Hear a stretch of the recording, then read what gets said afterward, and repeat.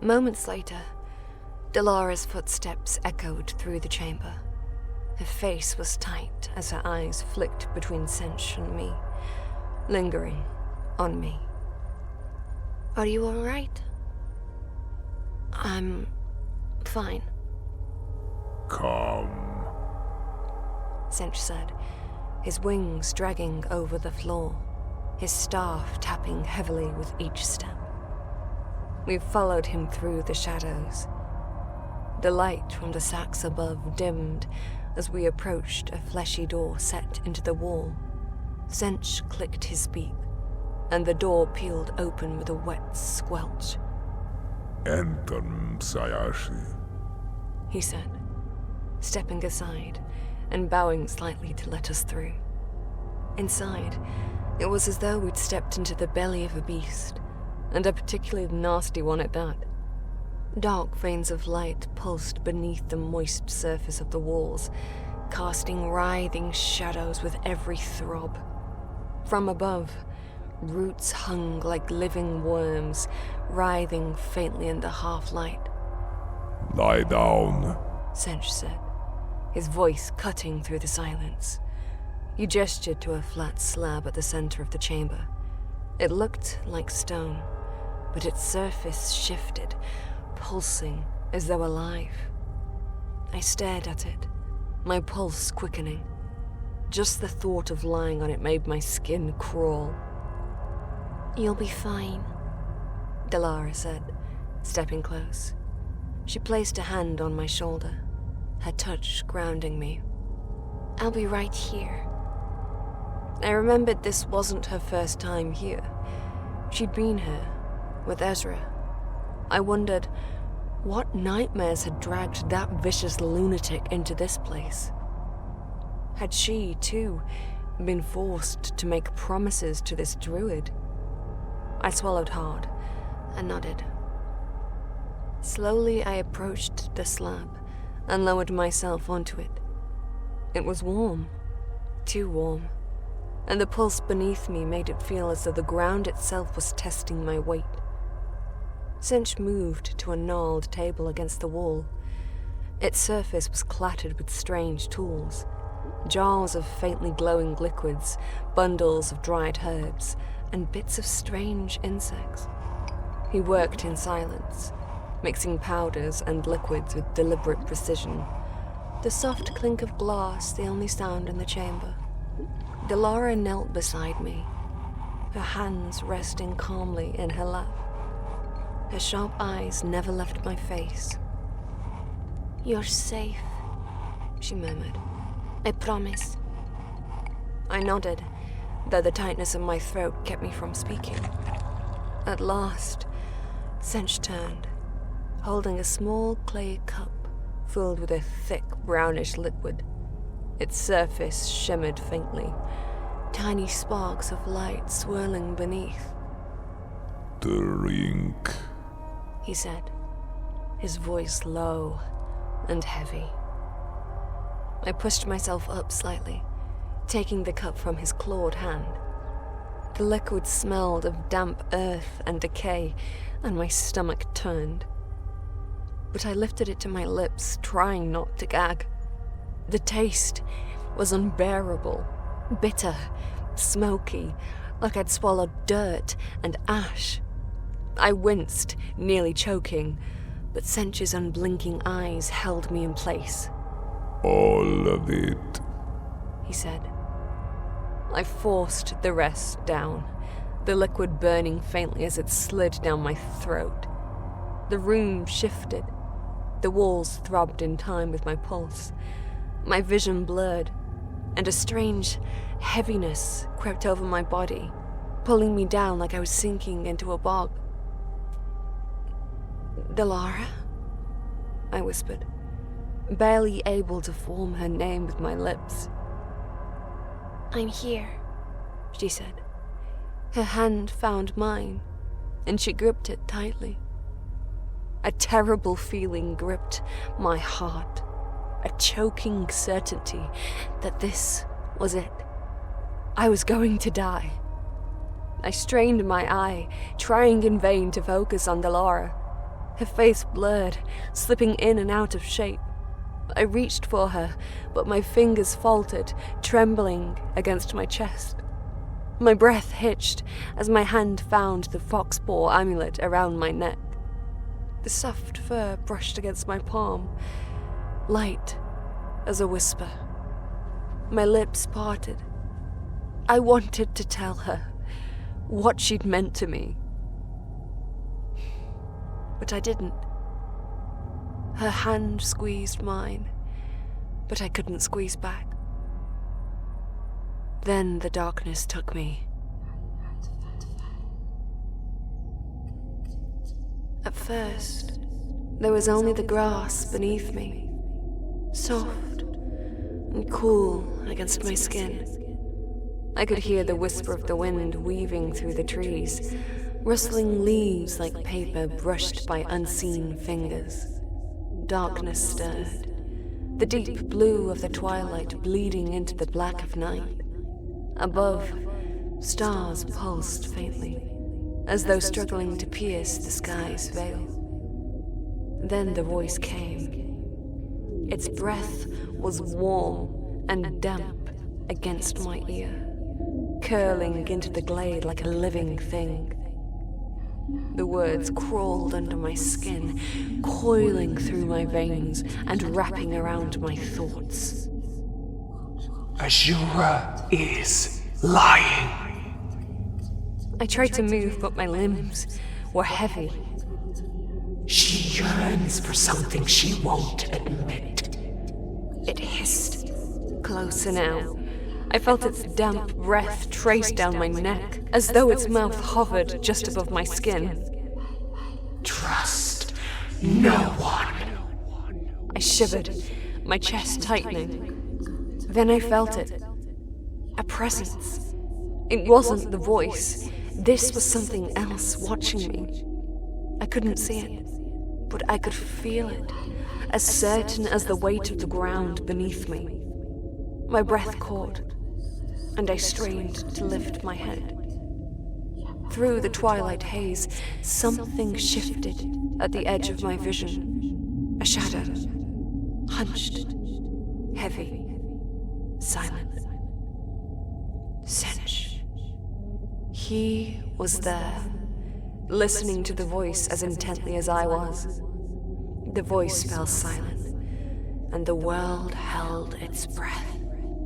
Then Sench stepped closer, his form shimmering, half unreal. His clawed hand reached out, brushing my fingers. Warmth spread through me, not comforting, but strange and heavy, like liquid seeping through cracks in my skin. I stood, though I hadn't meant to. My body rose as if pulled by 1,000 unseen threads. The world rippled. The roots beneath me were soft. No, not roots. Veins. My veins. They pulsed outward, branching into capillaries, then into threads too fine to see.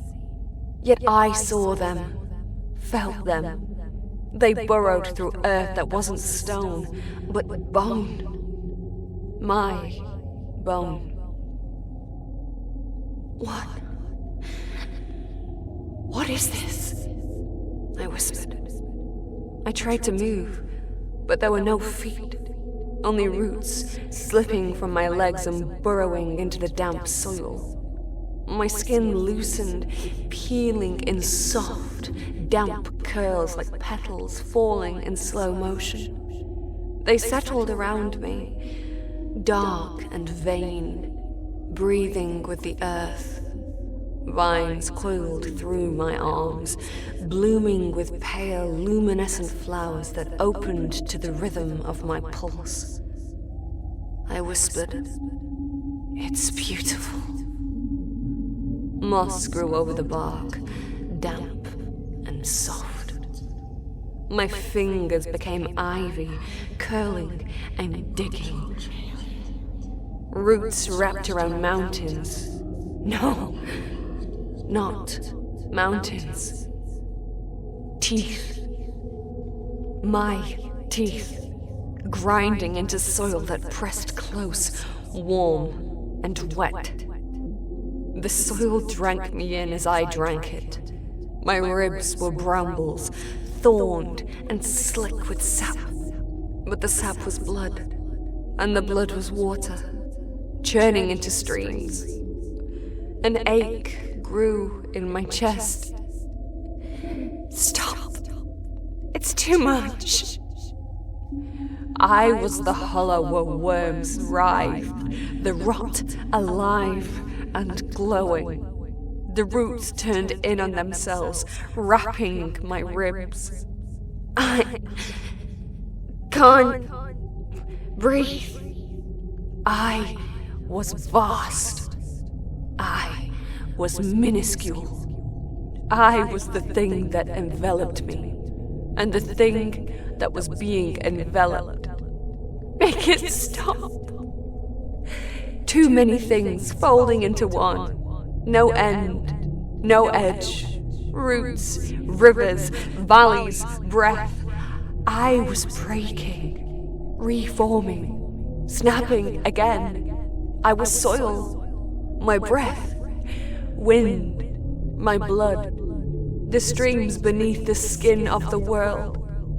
And through it all, Sench watched, silent, still. His shape rippled, like a membrane stretched over water, like something too vast or too old to be real. And then I was lying down again. Silence. Stillness. I forced open my eye. Wooden floorboards lay beneath me, damp, creaking faintly with the movement of water. The smell hit me first. Steam, oil, rot, a sharp metallic tang biting at my senses. The planks of a deck stretched around me, slick with muck and mucus. Below, I could hear the sound of water lapping, thick and sluggish like tar. Above, the sky hung smothered by dense clouds, churning slowly as if alive. I was on a steamboat. I recognized it. The rotting hull, the towering paddle wheels churning black water, the crooked smokestacks belching steam that twisted upward like dying breaths. It was the same steamboat that had docked at the Forbidden Temple. The night of the feast. The night they took my eye. I sat up, gripping the slick railing for balance. The air was too still. Too quiet. I looked around. No Lord Helrath. No Demora. Nothing but the steady thrum of the engine vibrating faintly beneath me. Hello? I called, my voice trembling as it slipped into the emptiness. No answer. A low groan rumbled below, deep and mechanical, almost like the ship itself was breathing. And then I felt it. A weight. It hit me. My back slammed into the deck. I gasped, but the air wouldn't come. There was no one there. No shadow. No shape. But I felt it. Something gripped my wrists, sharp and unyielding. Nails dug into my skin. My arms were wrenched back, pinned to the floor as though by iron shackles. Knees pressed against my hips, trapping me, holding me still. The weight shifted deliberately, pressing into me harder. I twisted, desperate to escape, but the force held me fast. Then it spoke. Why do you ignore me, girl? It struck. A slap across my face, hard, blistering. A scream tore from my lips. It didn't echo. It lingered, clinging to the air as though it belonged to it now. Over and over I have warned you, but you won't listen. It struck again, my head snapping back as yet another scream entered the air. I couldn't breathe. Don't you get it? The weight pressed harder, its presence overwhelming, unbearable. She yearns to be your doom. The words drilled through my skull, reverberating through every nerve, every bone, until I thought I might split apart beneath the sound of it. The nails dug deeper. My chest burned, ribs groaning under the weight. And then, just as suddenly as it had come, it vanished. The weight lifted. I lay there, trembling, gasping for air, my limbs shaking as the crushing stillness returned. The deck stretched out in all directions, empty once more. The hum of the engine faded into silence. The boat was still. And then, nothing.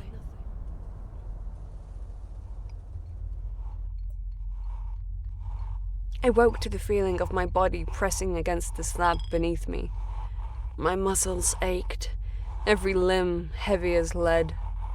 My throat was raw, my stomach gnawing with hunger. My eye fluttered open, met by the dim light of the chamber where I'd gone to sleep. How long had I been gone? I tried to sit up, but my body protested.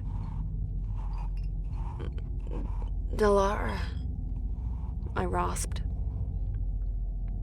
Sench's hulking silhouette loomed nearby, half hidden in the shadows.